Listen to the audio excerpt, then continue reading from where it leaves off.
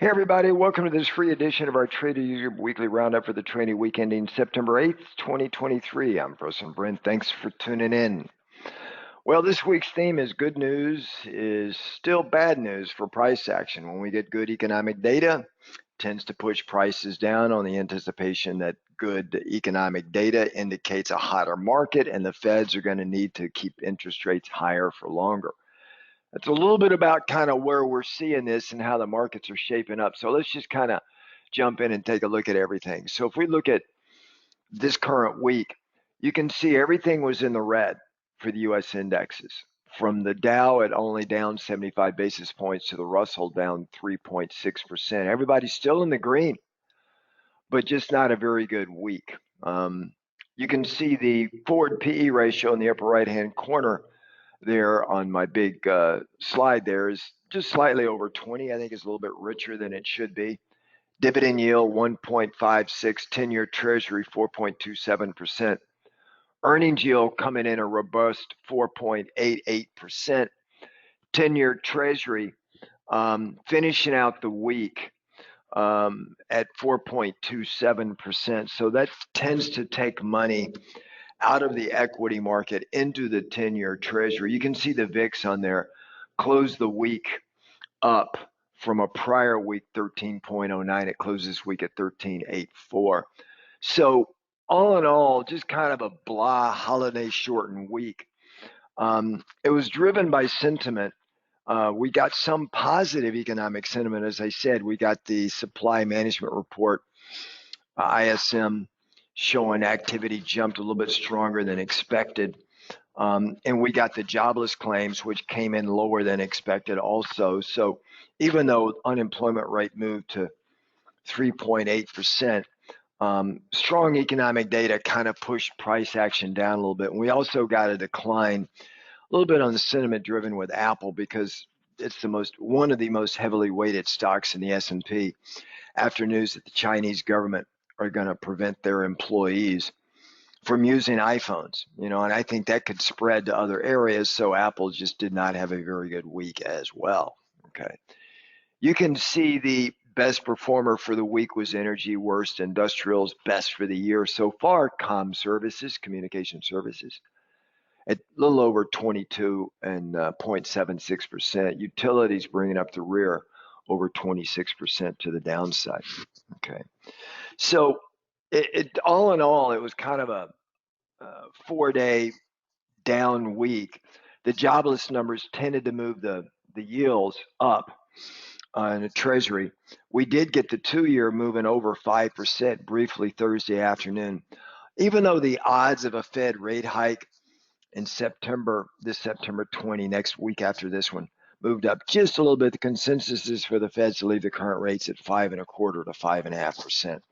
The odds for a rate hike, the meeting after September, which is not October, but November, is just slightly higher than September. But most of the consensus is there's not going to be any more rate hikes. That's why when we get good economic data, that puts a little bit more pressure on the Feds to study this data more carefully to see should we keep the rates higher for longer. Okay.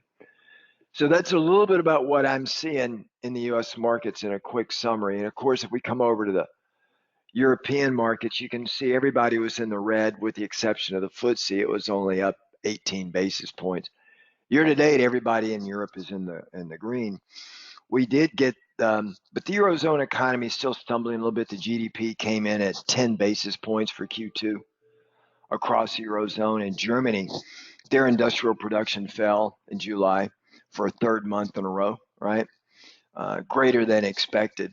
And it was driven by a 9% drop in auto manufacturing, right? Exports, they're not exporting as much. And a lot of their exports go to China and the U.S. And China's having a hard time, so that's going to back up into the European economy, okay? So we're getting some of that downside action. You can see on there the weekly data with the DAX, the German index, CAC 40, and the Euro stocks, the 50 largest companies across Europe. Just about everybody was in the red for the week across Europe, still in the green year to date, okay? And then we did get out of the UK, Andrew Bailey, who's their Bank of England governor. he basically said the interest rates are kind of where we want them right now. So they got a rate hike decision on September 21st, the day after our Fed rate hike decision. And the market consensus is they're not going to hike either. Okay. And then, of course, if we go over the Asian markets, you can see everybody was in the red. Nikkei, China, Hang Seng, all in the red. Year to date, Nikkei, the Nikkei, the Japanese index, doing very strong. China just barely above flatline. Hang Seng underwater, just slightly under 8%. We got more economic data coming out of Japan that was a little, suggesting their economy is a little bit weaker than thought. They were expecting Q2 GDP to come in at 6%, but only came in at 4.8. Still rather strong for Japan, but weaker than they were expecting. Okay. And the one thing with Japan that's going to happen is their yen has weakened to around 147 to the dollar, right? It's about the lowest level it's seen in 10 months. And it's around the level where the Japan's Ministry of Finance typically comes out and issues warnings to the foreign exchange market that they may prop up the yen. So there's going to be some opportunities there in the yen. And it's hitting my target price levels anyway. So I'll show you the charts in just 1 minute. But that's a little bit about what I'm seeing across these markets. And of course, if we go to China, the Asian markets, you see China and Hang Seng both in the red for the week, barely. China's barely in the green year to date.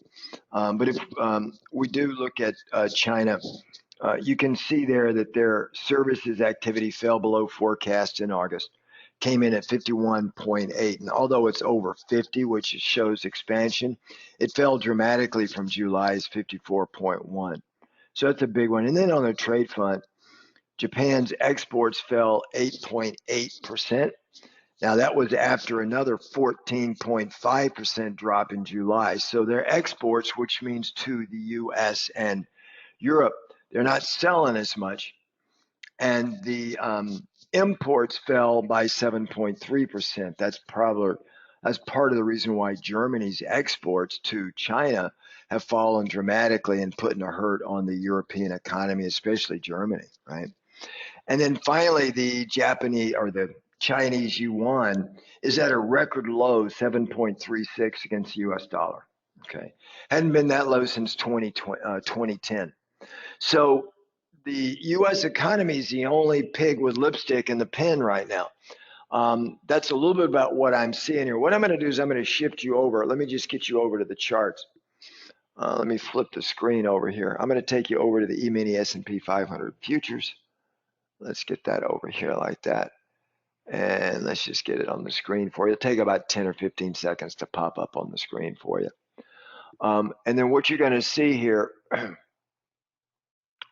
is you're going to see that in this chart right here, we've come down and hit my target levels very nicely.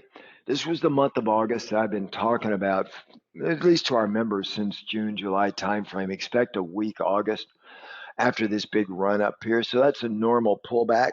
Still in a bull market, but just a normal pullback, not too ugly. Hit both of my target levels. In fact, blew through my first target, hit the second target. Now I got a third target out here that'll take us down midpoint to 43.27 out into the middle of October. And I would suspect the odds favor that kind of move. You can see here, let me just blow this up for you guys real quick. You can see here on this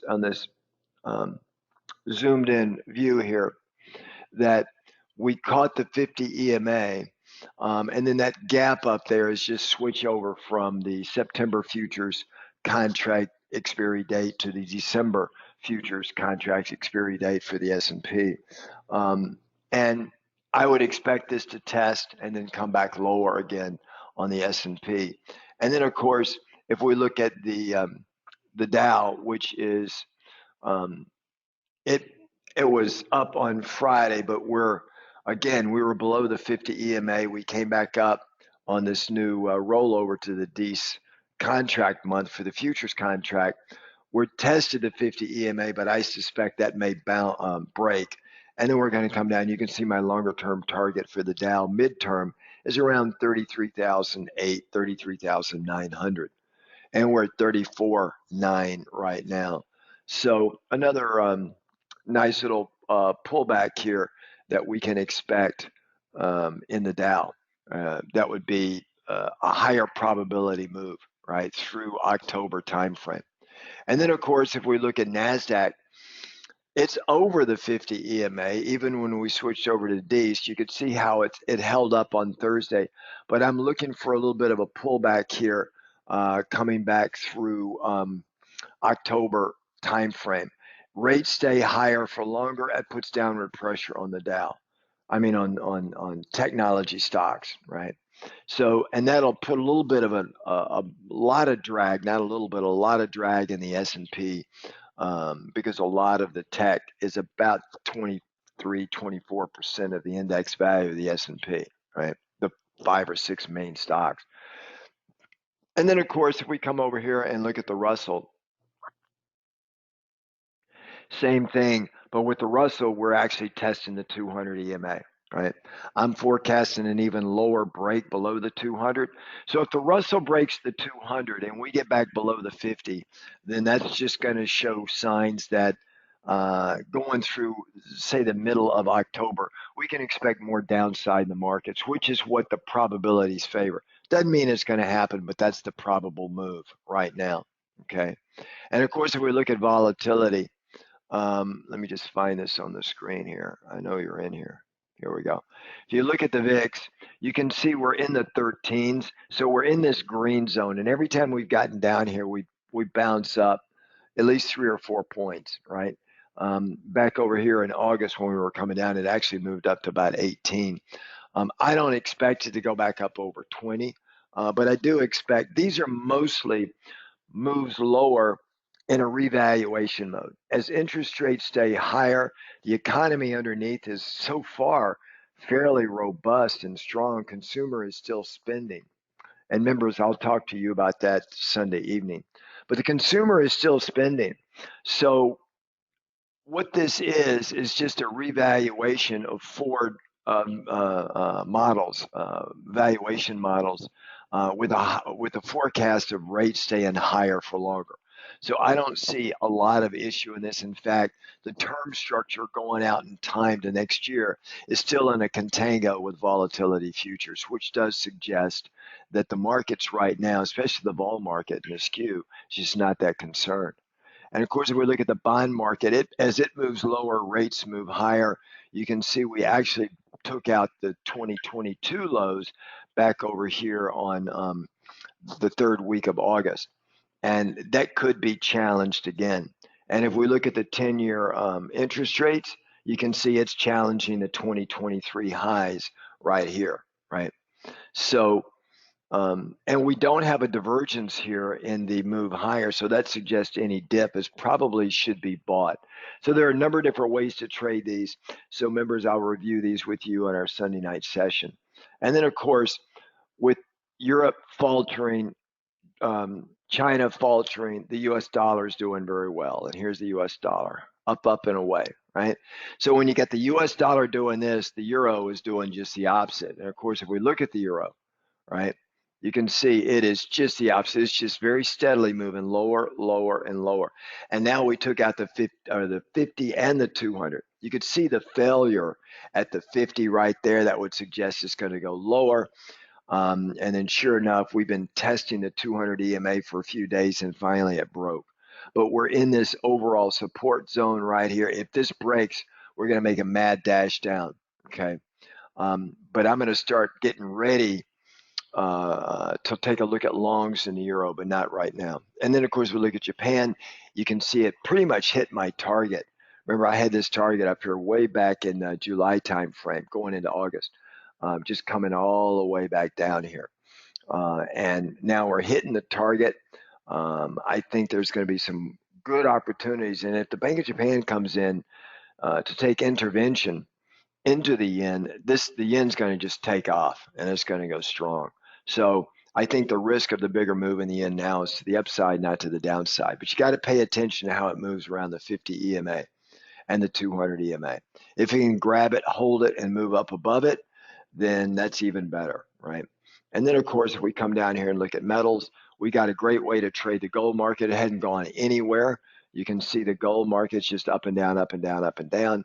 Really good way to do that. My near-term forecast for gold is for it to actually go lower into the October timeframe. All right.